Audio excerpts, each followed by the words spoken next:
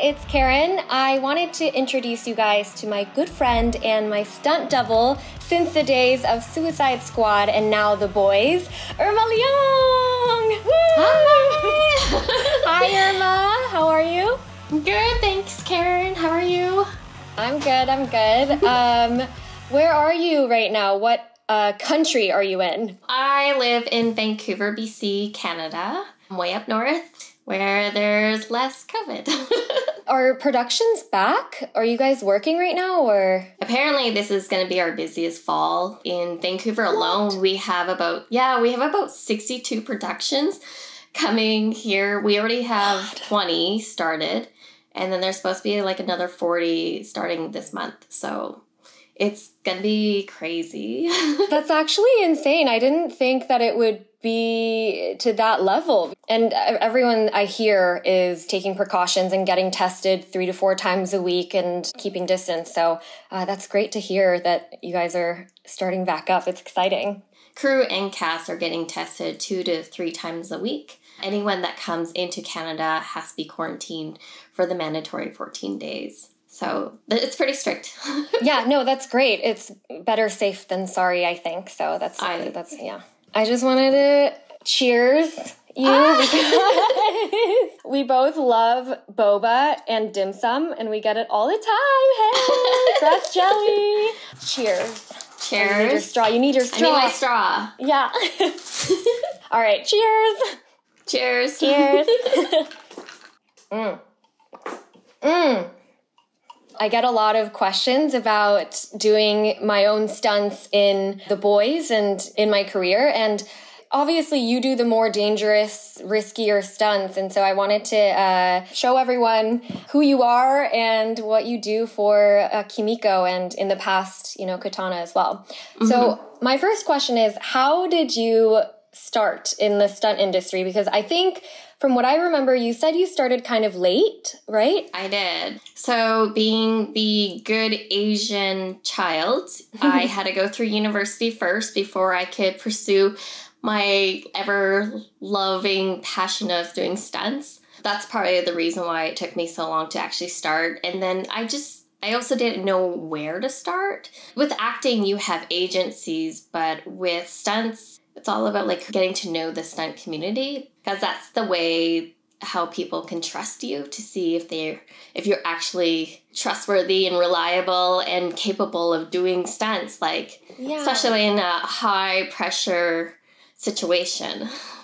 Yeah, that's really interesting to me because agents and managers and there are different roles and people that can help you as an actor.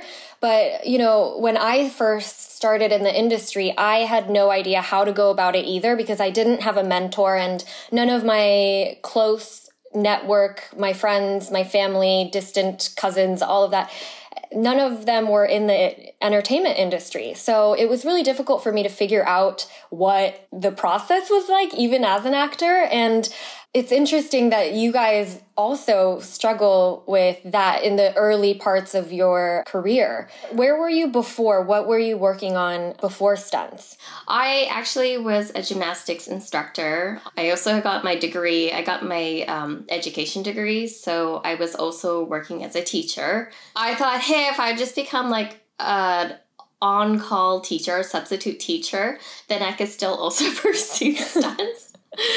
Just, a side gig on the side, falling off buildings and just a casual side gig. Yeah. So would you say that your strengths in your stunt work is gymnastics or would it be martial arts? Because I know you are really good at that as well. Mm-hmm. Gymnastics is definitely my background, but that also leads into doing wire work because it's all about spatial awareness. So that's really helpful. And then martial arts, I started late because I wanted to do stunts, and being Asian, it's a must. Totally. No martial arts. Wait, you don't know how to do kung fu? What kind of Asian are you? Do you remember teaching me the role in Suicide Squad when Katana had to do this somersault roll, but very badass. She rolls into this fighting position, and I had never done anything like that before. And if you were to see anyone do it, it doesn't look like a lot. But if you're the person doing it, it's so hard. And you made it look so easy. I don't know if you remember, Richard. No, I do remember. Yeah. I totally understand, because it wasn't just doing a roll. Like, you had to do a dive roll because you had to jump over a boomerang that was flying near you. So it had to be high. They kind of wanted like a swan dive across the whole thing and then roll out. Let's talk about how we met. I got called to come in to the gym that Will provided us. And they said, you know, we have some prospective stunt doubles. And I had never had a stunt double before. So I kind of just rolled in and I said, hi, and I met you. And it was very, very chill. But how was it from your standpoint? Because I guess it was like an audition for you. It was. I didn't know that. I remember coming in and I had to create a fight, obviously using katana. And then so it kind of just came down to me and another girl. And it kind of was just basis on who looked similar to you. And it's just like we had like the similar height and build. So it worked out perfectly for me. I mean, I'm so happy that it did. I got really lucky. Yeah. And I mean, I just remember clicking so well with you during the 6 months. And, you know, we hung out a lot. We hung out maybe every weekend. All the time that we had not on set, we kind of spent together as well. So can you explain the different parts that are in the stunt community? So there's a stunt coordinator, then there's a stunt choreographer, stunt double, which you are for me, and then stunties, a lot of stunties on set. Am I missing riggers? Riggers. For a long time, I didn't really know what a rigger was. So if you could just explain a little bit about each role. Each role. Okay, so starting from the very top, you have the stunt coordinator. He's the one that does all the breakdowns of all the action that's in the script. And then also has to do all the hiring for all the performers and stuff. And then you do have a stunt choreographer, but also like / fight coordinator, basically, who comes up with the fight. And that was like Richard Norton. Yeah, right? Richard. We love Richard. We love Richard. You'll have like the stunt riggers. So all the head departments that do any type of wire work, all like the ratchets, and like there were so many winches when we were flying. Stunt doubles, of course, for the actors. And then the stunties that you're talking about, we call them ND stunts, which is basically non-descriptive. So all of the people getting killed by the heroes of a show, they don't get enough credit, because sometimes what takes a whole day of filming is only, 30 seconds when the final product comes out. And these people are, falling and really risking their lives for a full day of set. And it becomes this like short amount of time on screen. So as someone that's doubled a lot of people, is there a pressure on you to look a certain way or build your body in a certain way? I'm sure that, someone that's doubling Thor needs to train for months beforehand to look that way. No, it's like the perfect assumption. It's exactly what we have to do. And if you want to double, you need to look like your actor. So it's all about your size. And it is a little bit difficult because, like, even for me, I'll think about, like, whether I should be eating or not. Really? Yeah. Remember, like, on set, too, like, you eat quite a bit. I eat a lot. So when you're doubling me, you're like, and you remember, thank there's God this I'm time where doubling you wanted to eat a sandwich, and you're like, you hand me a sandwich, you're like, you have to eat this, too. We have to be the same size. Yeah, we have to get fat together. Exactly. It's exactly true, though. Like, we do have to look a certain way, but also keep ourselves really strong and, like, have muscles so we can have a faster recovery. It's hard because for guys, they do, too. Like, they have to do the same thing. They either have to lose weight or gain weight in order to double their actors, depending on what they're going to look like. And I think for the general female population, because most actresses are a bit skinnier, it's like, oh, try to be as slim. But then sometimes it just doesn't also need to be that way, because it's more about, does the person really have the skill to do it? And really, it's going to be so fast, the action, that, well, if the person can do the skill and it's going to happen really fast, then we'll just use this person, like, because they have the skill for it too. Being able to do the stunt in the best way possible is the overall goal. So, I mean, how can you look like every actor that you're doubling, though? You know, that's so hard to do, especially if you're not doubling the same person every time. I remember you telling me about a time that you doubled a boy. Oh, yeah. I've doubled boys before. Is that a common thing that happens? Because, I mean, I guess your face isn't really seen. I'm short enough that, like, whenever they need a kid double, then they kind of, like, would use, you know, anyone that has the right height. So even if it's a boy, you just put on a wig, like a short wig, and, you know, you just pack it in. Wrap it up and wear something baggy. Yeah, it's always, like, boys are always wearing baggy clothes anyways. Get to become a boy for the day. For Suicide Squad, we did a lot of preparation with the martial arts aspect because Katana was so well trained as, you know, a martial artist, and she was so good with her sword. Can you talk about the process that we went through? And I remember being in rehearsal a lot with you Richard, and everyone else. Yeah. So Karen, let's talk about that. You don't understand. Like, you were, like, the first one at rehearsals, and you're always, like, the last one there. You worked so hard out of, like, the entire cast. Oh my God, thank you so much. I really felt like I had to learn it for real, because I just felt like without being able to do those fight choreographies, I couldn't truly become Katana. And I'm really grateful that the stunt team was nice enough to go along with me and, like, practice with me, because I can't practice alone for sure. We just kept giving you the repetitions of, like, all the strikes and, like, going through all the choreography over and over again. So then really by the time you get onto set, it's totally second nature. You already know it, and all you have to do is just you being Katana. So yeah. it was super easy for you. I feel like I didn't have to do too much, like, on set when it came with you doing the fights. Yeah, I don't know. I think I was able to do all of the stunts. Mostly all for that one, right? I think for Suicide Squad, I was able to do a lot of it because she doesn't get hurt.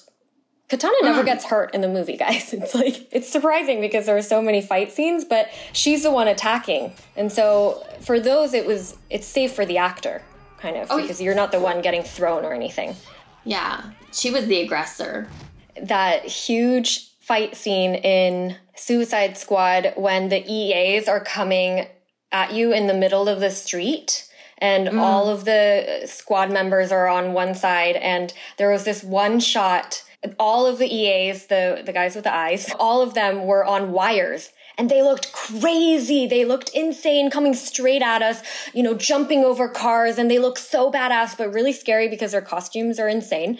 I remember David telling me where I should stand and what I should do for the shot, and he goes, stand in the middle of the street, and you're going to be the one that's going to lead the pack, lead the squad into this fight. And so for the first take, I remember, you know, unsheathing my sword, and he called action, and they all just came running at me, and it was so scary, and I had to be like, stay still, I have to stay strong, but this is really scary. The Office one was also really fun. Do you remember that one? I do remember that one. That one was hard because it was so close. Everything was close together. There were desks around us, and I didn't want to hurt anyone by making the wrong move because we were in such a tight space. You had to be really precise on where you stand. Yeah, but that was fun. That was a really fun day on set.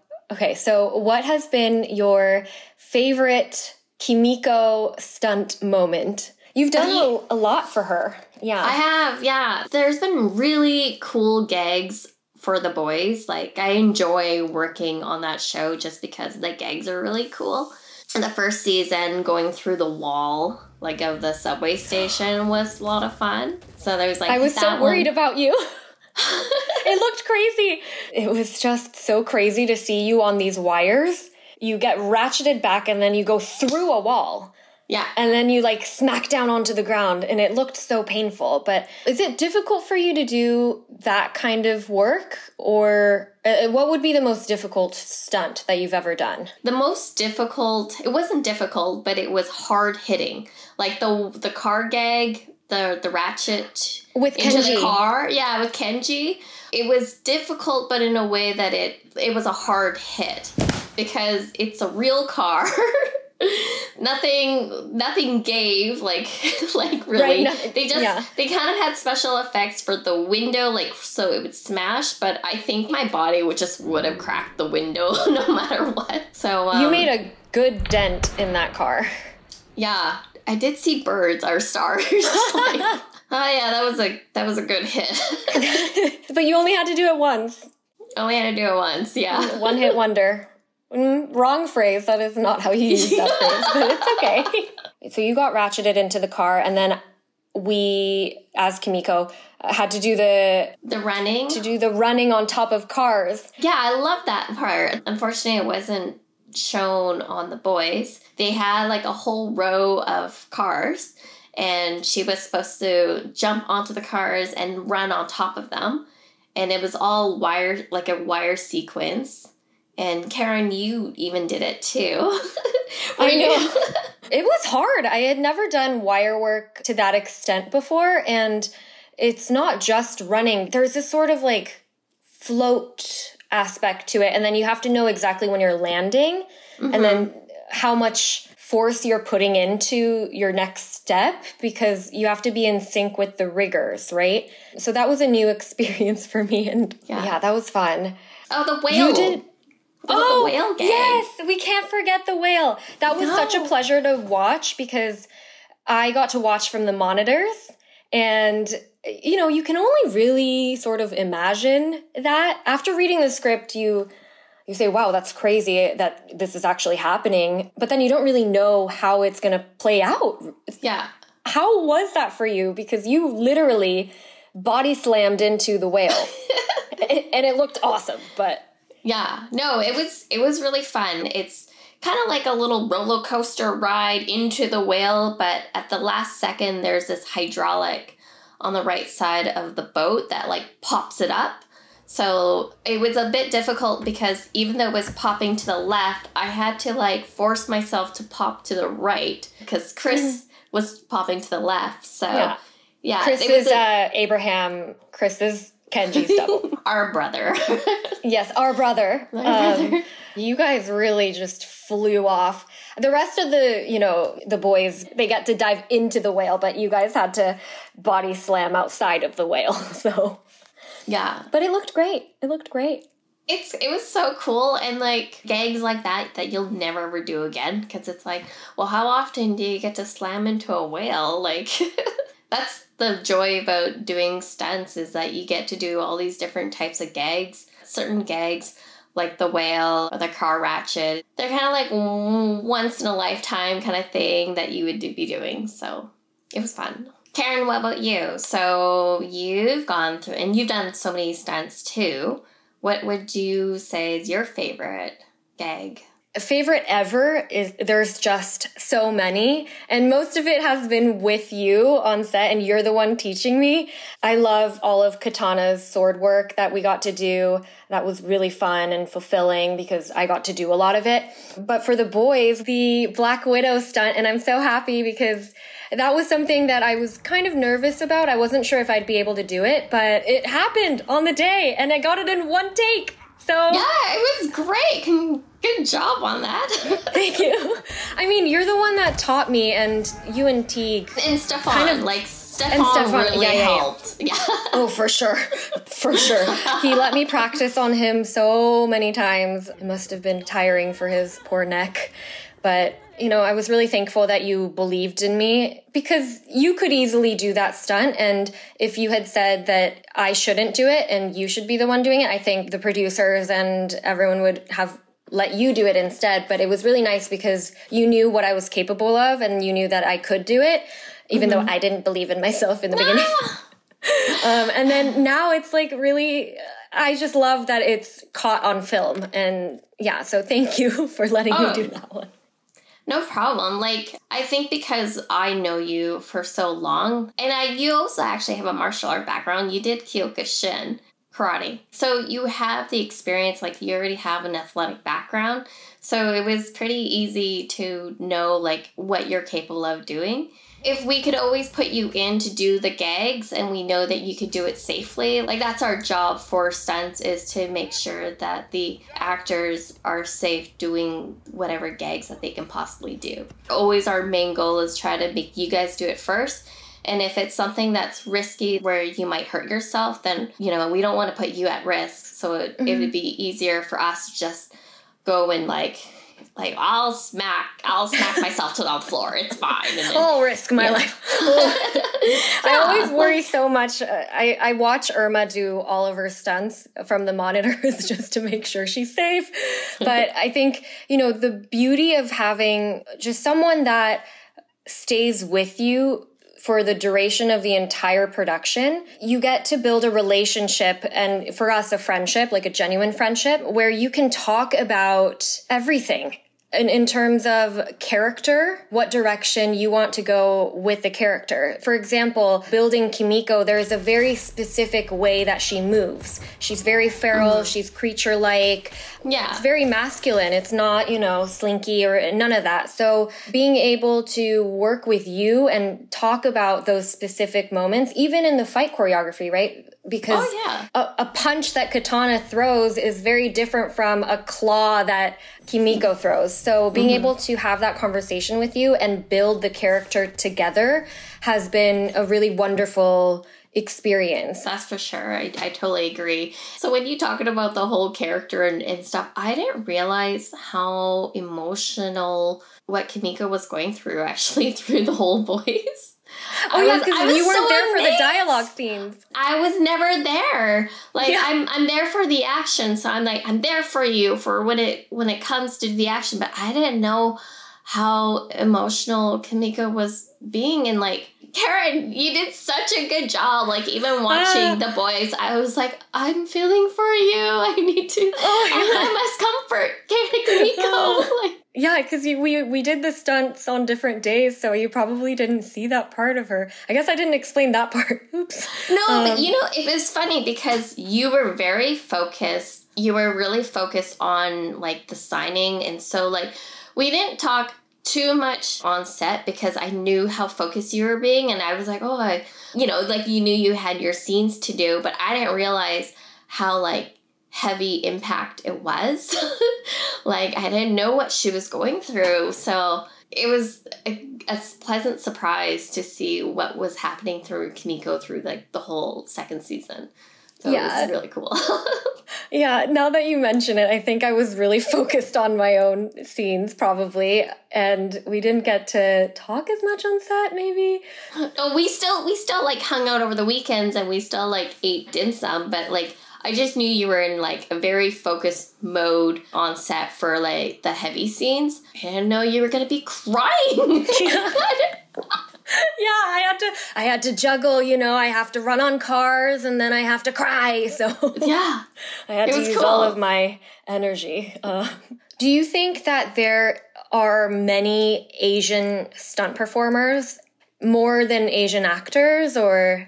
In the beginning of my career, there wasn't a lot of Asian actors. But I don't think Asian actresses or Asians, period, were getting roles kind of thing. Like, there wasn't many opportunities. Like, for me, it was difficult for me in the start to be doing stunt work just because there wasn't much opportunity for me. You mentioned something so interesting. I didn't really put the two together, but if you are an ND performer, then it probably doesn't matter so much. But if you're trying to do more doubling work, if there are no Asian actors to double, it's harder for opportunities to come your way. In stunts, it wasn't really about cultural thing. Like, sometimes it really just came down to about the person's skin tone, like whether it's the same type of skin tone, because really you're not supposed to see their face. You have wigs and costumes and... Yeah, like in the beginning of the stunt world, like the stunt industry, it was well known that men were doubling women all the time because there wasn't enough female performers. And now it's been gradual. We're increasing the amount of female performers, and we're still trying to take our stance in like making sure that women are getting the equal opportunity as men, especially in the ND world. There's so many more roles for SWATs and military, army, like... Right, yeah. Looking back on the times I've been on set, there's way more men, for sure. It's getting better though, like because of the whole equality and the more need for ethnicities too for film. It just means that there's more opportunities for us minorities. Yeah. So, yeah. Yes, more opportunities would be awesome.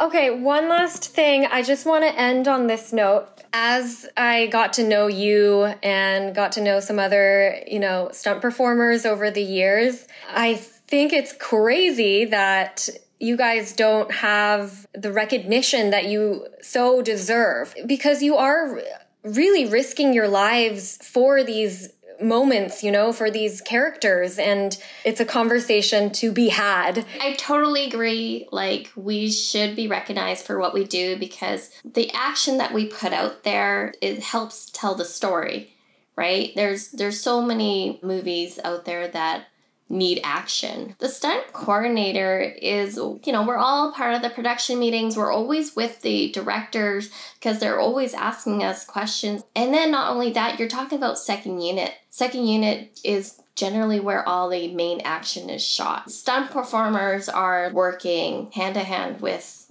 the directors. So thank you for acknowledging it. Yeah, because I think I read somewhere recently that a lot of the contenders or the films that make it to these award ceremonies, almost all, if not all, have stunts involved. It's not just these big superhero productions that have these huge stunt gags, right? It's in everything, even the smaller movies and TV shows that have, if someone's getting thrown down the stairs or something, it might not seem like a crazy big stunt because you're not getting blasted through a window. Even though it's not to that extent, there are stunts on set.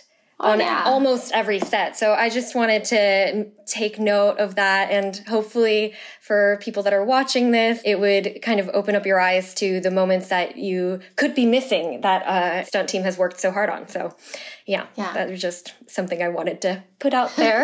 I think people forget, and people are just enjoying the moments of the action. I sometimes like to think that stunt performers are the unsung heroes.